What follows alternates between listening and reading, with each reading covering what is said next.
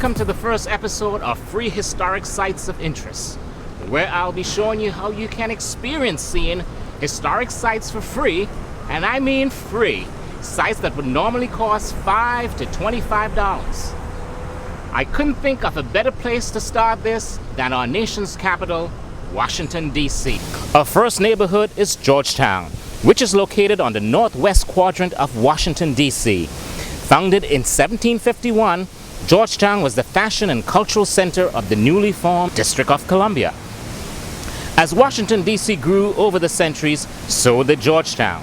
The area reached the height of fashionability when Georgetown resident John F. Kennedy was elected president. Kennedy lived in Georgetown in the 1950s as both a congressman and a senator. Many leading figures in politics and media today reside in this upper bracket community.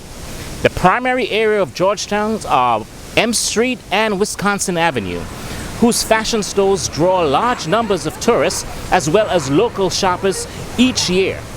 Between M and K Street runs the historic Chesapeake and Ohio Canal.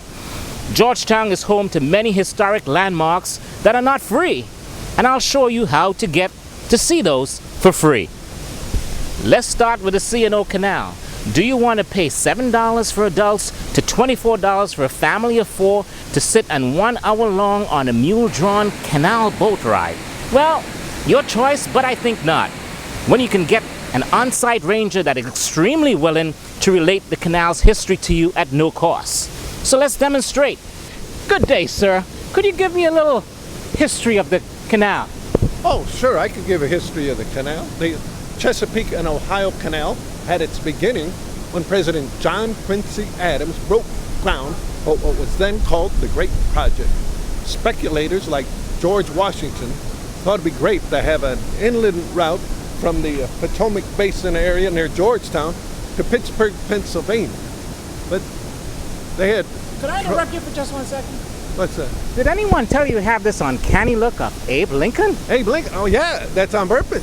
Yeah, I do an Abe Lincoln one-man show. Yeah, you can see it on www.abeshow.com, and you can see me doing part of my little show. I do a show because Abe was a joke teller, you know, and I do a whole lot of the jokes that Abe Lincoln used to tell. What kind of jokes? Oh, well, for example, when I was looking out the window of my law office in Springfield, Illinois one day, I saw this stately matron wearing a many-plumed hat, gingerly picking her way across the muddy street. Suddenly, she slipped and fell. Reminded me of a duck, because she was feathers on her head and down on her behind. Could we get back a little bit on the canal? When I put Andrew H. Foote in charge of the South Atlantic Squadron, could we get to the canal? I told Secretary of the Navy, little history on Gideon the canal, Wells, please. to be sure the Admiral's ship was Just some more history on the canal. Cut. Next time I'll take you to the historic home and gardens of Tudor Place. This expansive urban estate of 5.5 acres is residential home of Georgetown, was host to numerous illustrious figures that shape American history, including Robert E. Lee, Daniel Webster, President Andrew Jackson. Was that Abe Lincoln? Was that the ghost of Abe Lincoln? Is Tudor Place haunted? Stay tuned for our next episode of Historic Sites of Interest for free.